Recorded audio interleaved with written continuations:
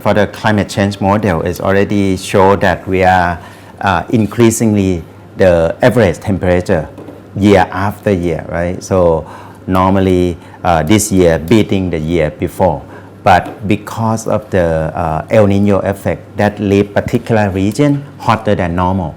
So that's why already the shifting baseline combined with the abnormally hot year, so that's why I think this year particular region in the Caribbean, in Southeast Asia, and also some part of South Asia are the most vulnerable region in particular for this year. So you can see that I think the hotspot area, from the climate model under the El Nino scenario.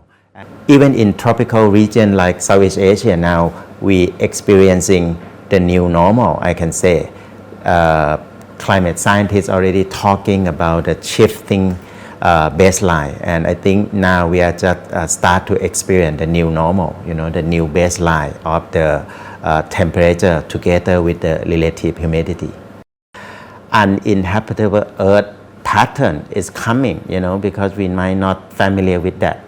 We think that we are fine with the hot weather, but now with the temperature, the heat wave, the intensity of the long period of hot weather, I think we'll have to make sure that people know about the risk as well.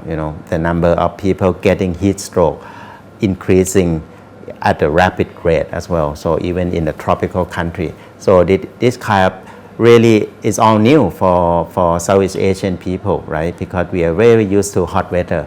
But I think right now it's really hit the ground in terms of the climate impact. So the government, I think in terms of adaptation, not just, we have to think more in a broader scale as well. One thing, climate action need to be stepping up. Adaptation have to looking at the ecosystem that's most vulnerable. We are talking about coral reef that might be extinct in the next 30 years. We already see the seagrass die off this year, first time ever in Thailand. That may also partially be a result of climate change. And now we are talking about marginalized people who might have lost income from the lost opportunity. So I think in terms of adaptation and option, the government have to think more broadly about what are the options for those population. Looking at all the different regions, you can see that Southeast Asia and South Asia are 52